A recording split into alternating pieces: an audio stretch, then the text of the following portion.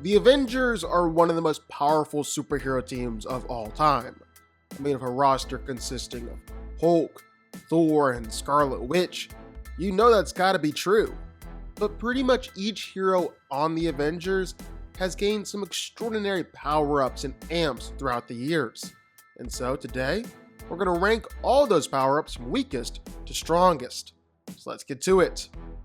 Inside Warp World, where the souls of every hero in Marvel accidentally got bonded with another, well, Captain America and Doctor Strange combined, forming the Soldier Supreme.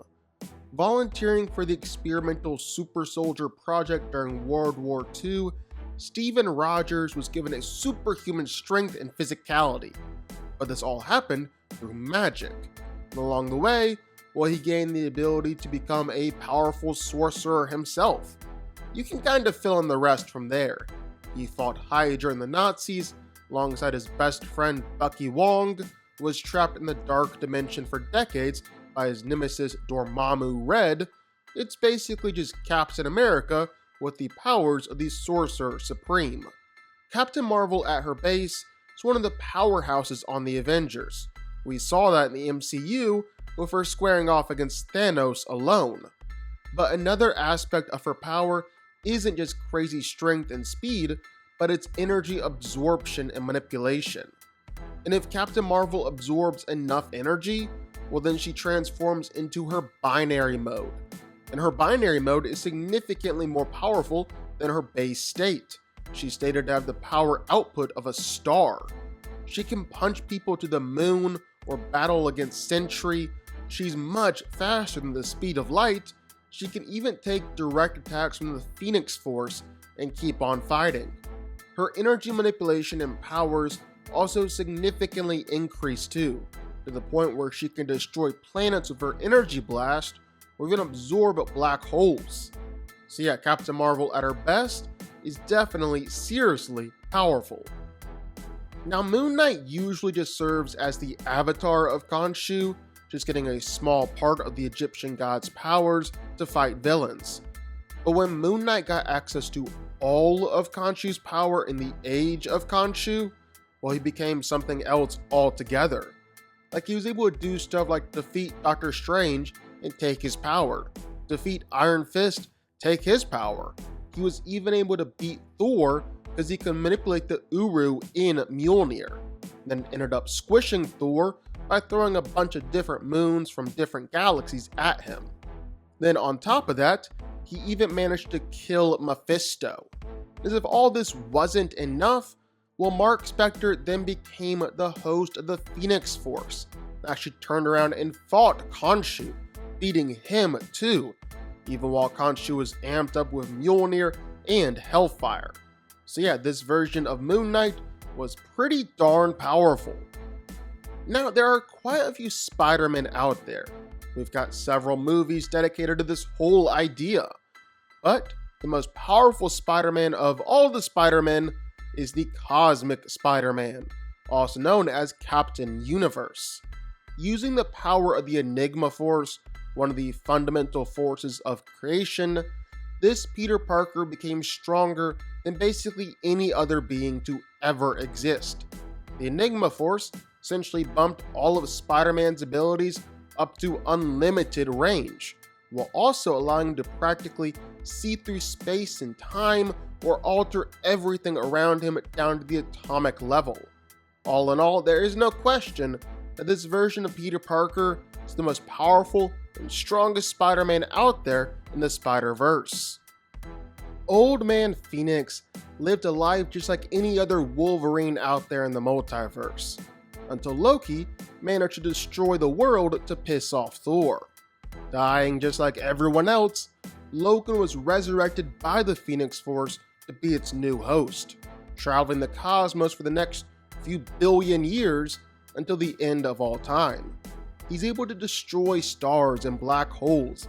He's a formidable match going up against Old King Thor or Doom Supreme. Wolverine now has all the power of the Phoenix too. It's like the ability to create life and raise the dead. He can create flames that spread throughout the whole universe. He's even on par with cosmic abstracts like Galactus or Celestials.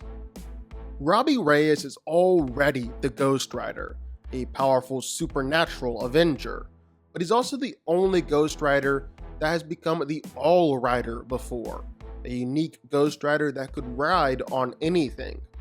Basically, he's the multiversal spirit of vengeance. He can produce hellfire out of anything or anyone, even burning through Celestials. And in this ultimate form, well, Robbie's been called not just the most powerful Avenger in all of existence, but the most powerful Avenger in the whole multiverse. Now this is where we gotta kind of switch it up a little bit, because these next few guys are all insanely powerful. Said to be some of the most powerful beings in all of Marvel, on par with the Living Tribunal or beings like that.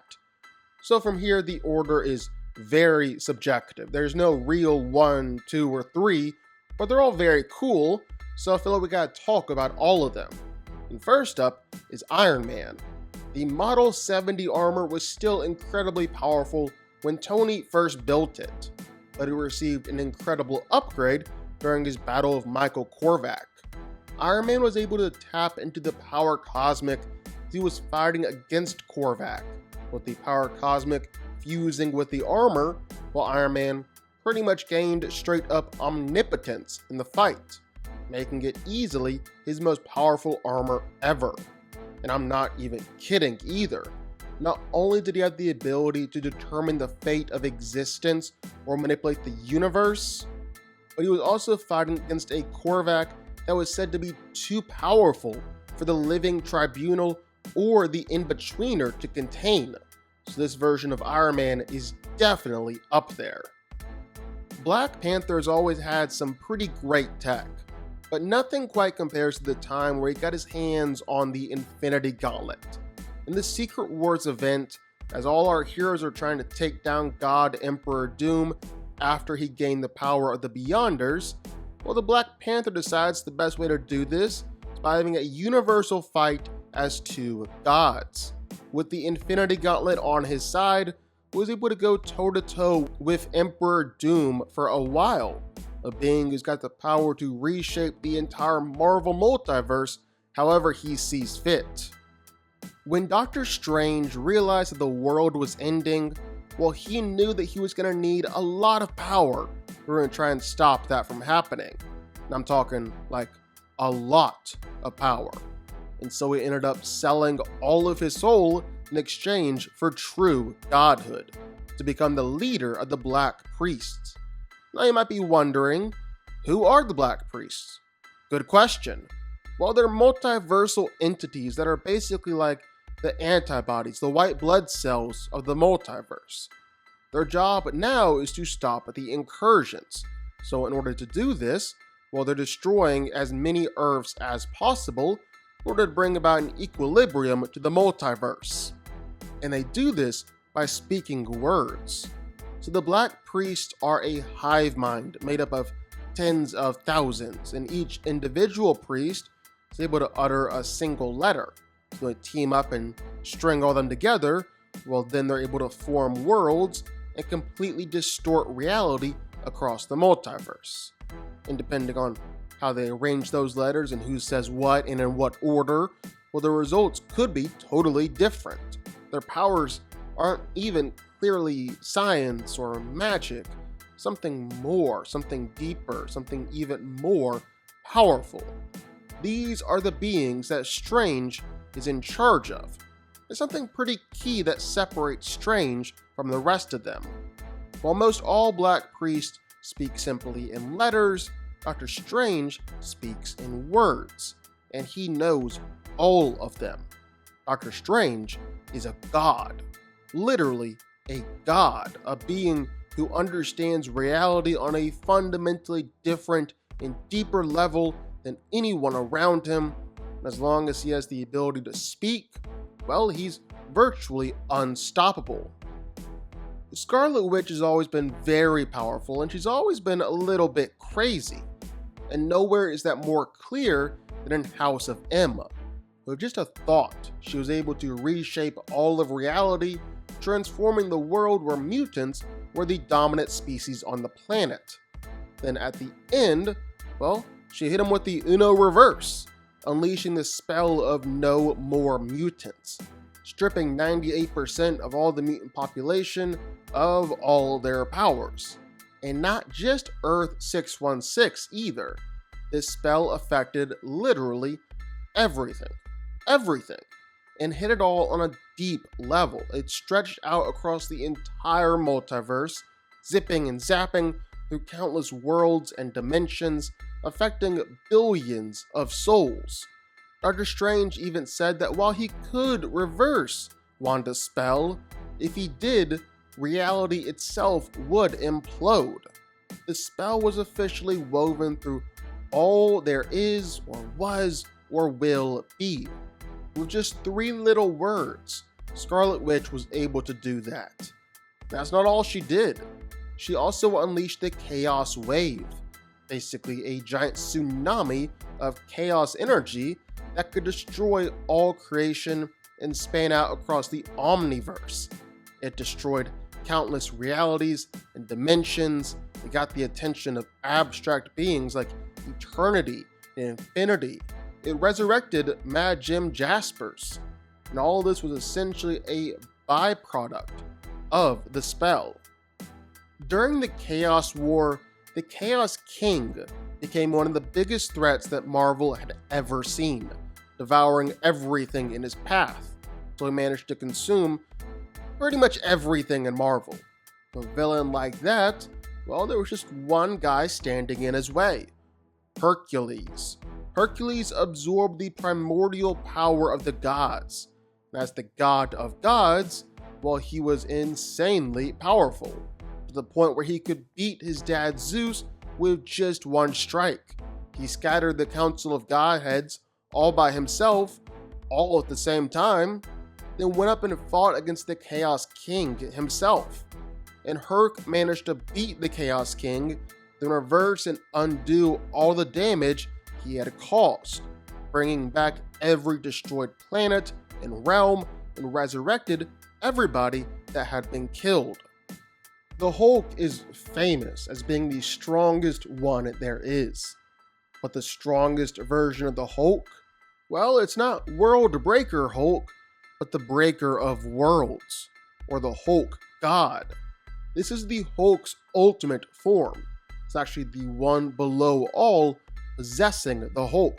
He's way more powerful than Galactus, Franklin Richards, any top tier character in Marvel. He can smash entire universes in an instant. He's so big that he towers over planets and galaxies. He's basically immortal and is the physical incarnation of destruction. No doubt about it, Breaker of Worlds is definitely the strongest one there is. I mean, this is the Hulk serving as the avatar of the one below all, the equal and opposite of the one above all, the most powerful being in all of Marvel. Thor's a hard one, because you'd think it would be easy and say Rune King Thor, a version of Thor who gained all the powers of Odin, except to a much higher degree, and became more powerful than those who sit above in shadows, the gods of the gods, and the ones who control the fates of the Asgardians. Loki believed these guys were actually Beyonders. That's how powerful they are. And Thor was more powerful than them as the Rune King. But honestly, Thor just in comics right now might actually be more powerful than this on his own. Because see, he created a new artifact, the Rune Belt, that allows him to tap into the same powers he had during the Rune King Thor storyline. And on top of that, well, he's got the power cosmic, the Odin Force, he's shown off a connection to the Phoenix Force, he's drained the power of Zeus. Thor is just on an absolute tear right now. He's insanely powerful. The House of Ideas is the core of all of reality, and the birthplace of all that was, all that is, and all that yet may be. It's the home of the one above all, ultimate creator of everything.